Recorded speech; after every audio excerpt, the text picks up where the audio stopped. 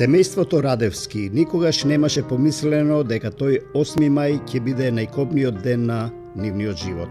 Полицаецот Златко Радевски од Скопје тој ден бил на извршување на секојдневните службени обврски. На службениот систем за врски се слушнал кобен повик: "Праќајте брза помош во Лисиче, удрено дете." Ајде, викам, да не е моето. Тоа секој ќе рече. Ама добив потврда. Звони телефонот, ми се јавува женски глас. Се работи за возрастна личност. Вика, вашето дете е моментално удрено. Знам, викам, само кажете ми дали е во контактибилна состојба и каде ќе биде однесен. Тоа само ме интересира. Друго ништо. Сообраќајната несреќа се случила на булевар 12-та македонска бригада во населбата Лисиче. Комбето запрела на пешачки премин, девојчињата тргнале со намера да предат преку улица.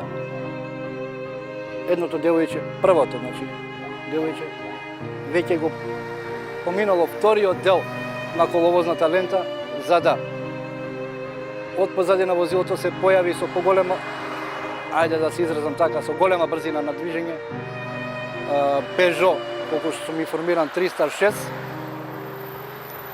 Човекот е Мирослав Силјановски, можам слободно да го именувам. Господинот Мирослав малце само намали брзина на движење, да успее девојчево да помине.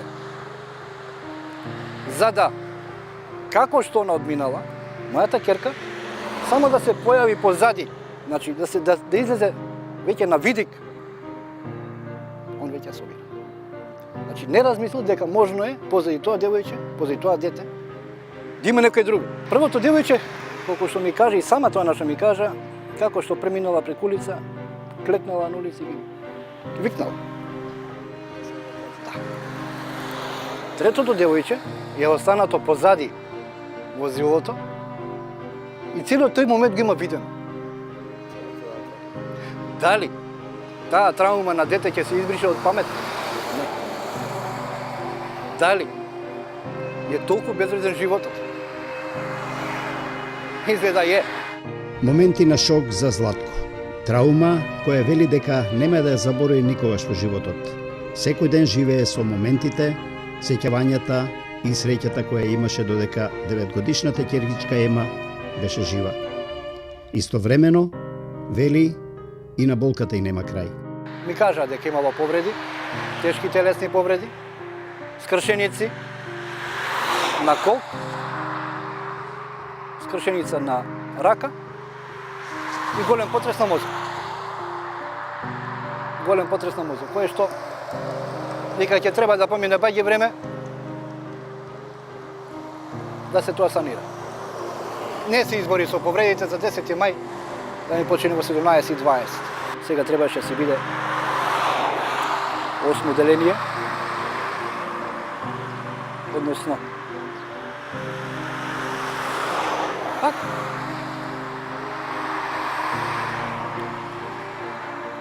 да. Тоа се бк. Значи, години поминати во тага и во болка. Викаат, абе, ајде, собери сили, ќе помине. Не помине. Живот. Горчина на душата, како и Златко минатата година почувствувале најмалку 300 родители и блиски на загинатите. Во Македонија на улица само минатата година останале 155 мртви тела. Според статистичките податоци на Министерството за внатрешни работи во изминатите 10 години, во сообраќајни незгоди просечно гинале по 157 луѓе годишно. Лидери, според бројот на загинати во сообраќајни несреќи во Европа, се Романија и Бугарија со 9,5 загинати на 100.000 жители. Доколку нашата бројка од 157 се подели со 2 милиони, излегува дека имаме 7,9 загинати на 100.000 жители. Но последниот попис е пред 16 години и според проценките во земјава живеат околу 1,7 милиони жители. Значи, 1,7 милиони учесници во сообраќајот. Ако ова бројка ја поделиме со 1,7 милиони жители, тогаш земјава се искачува во друштвото на Романија и на Бугарија со 9,3 загинати на патиштата на 100.000 жители. Само за споредба, просекот во Европската Унија е 4,9 загинати. Германија има 3,9 загинати, Данска 3,2, Велика Британија 3,1 и Шведска 2,5 загинати на 100.000 жители. Најчести причини за случување на сообраќајни незгоди на подрачјето на Севера Скопје се пред се неприлагодена брзина спрема условите на патот, непочитување на патната сигнализација, недавање првенство на минување во зона на крстосница, недржење страна и правец, непочитување на светлосната сигнализација во зона на крстосница, односно поминување на црвено светло, и сето тоа во комбинација со управување на моторно возило под влијание на алкохол. Ново Македонија, особено во Скопје, затаени се скоро сите фактори кои треба да влијаат за намалување на жртвите во сообраќајот. Значајни за сообраќајот се три фактори: човекот, возилото и патот. Експертите велат дека кај нас сите фактори затајуваат. Контрола од Министерството за внатрешни работи на моменти скоро и да немало. Според податоците до кои стигна СКУП, со години МВР воопшто немала опрема за извршување на секојдневните задачи и за зголемување на безбедноста во сообраќајот. Во 2017 година, поради намалена соодветна техника, односно недоволна техника, ние работевме по прекршокот преземање мерки против возачи кои управуваат под дејство на алкохол, и при тоа за цела 2017 се констатирани 968 мерки против возачи кои управуваат под дејство на алкохол. Како пример ќе ви посочам од кога пристигна новата опрема во Министерството, во периодот од 20 април до 13 мај констатирани се 902 прекршоци по истиот прекршок, управување под дејство на алкохол. Но на МВР не и фали само техника. Според податоците на Министерството за финансии, македонската полиција во 2006 година имала 13.000 вработени, за во 2018 тој број да се намали на 11.000 вработени.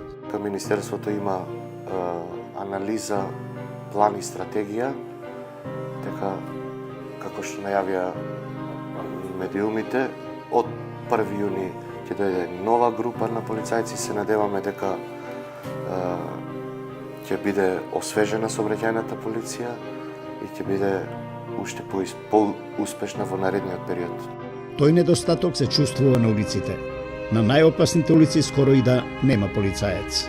Димитар Македонски, Гоце Делчев, погоре овдека е градинка една Бубамара, горе е клон Бубамара, на сама улица се.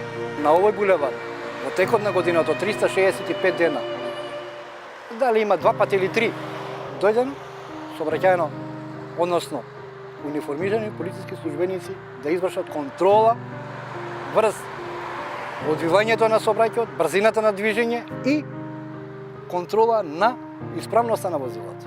Покрај со полицајците и состојбата со инфраструктурата е ужасна. Во цело Скопје има 2 до 3 поземни пешачки премини. Во цело Скопје има само 2 до 3 пешачки моста над булеварите. За инфраструктурата за пешаците, особено за велосипедистите, скоро и да нема услови за одвивање на сообраќајот. Со реконструкцијата на некои велосипедски патеки со проектот Скопје Велоград се реконструирани, мислам дека не повеќе од 20 км, помалку од 20 км велосипедски патеки, тоа главно потекот на неколку булевари, Партизански одреди, Илинденска, Јане Сандански во аеродром и Александар Македонски во Газибаба. Во потекот на тие булевари има функционални велосипедски патеки кои што не се исто така до крај изведени. На останатите улици немаме. А има, мислам дека некаде околу 900 км, ако добро паметам, автомобилски улици во Скопје, а имаме само 20 на километри покриени со велосипедски патеки. Во 2017 година најмногу жртви во сообраќајни несреќи има во Источна Македонија. На територијата на Секретаријатот за внатрешни работи Штип минатата година починале неверојатни 30 учесници во сообраќајот или 17 жртви на 100.000 жители. Во Струмица 12, Битола 11, Велес 8, Охрид Скопје по 6, Куманови Тетово по 3 жртви на 100.000 жители во минатата година.